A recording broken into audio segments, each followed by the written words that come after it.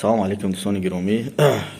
хоб бародаро дуюм маротибае ки дар панҷум отделени подольск омагем масъалаи штрафспорида.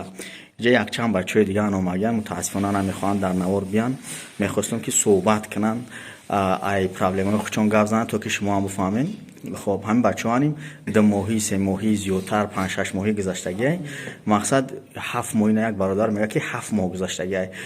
ҳозир худи мо дар ҳам отделениаи панҷум отделениаи подольскем. мақсад инам бачаҳо мушкил доранд, мутаассифона аз забони худшон мешунем, бисёр хуб мешид.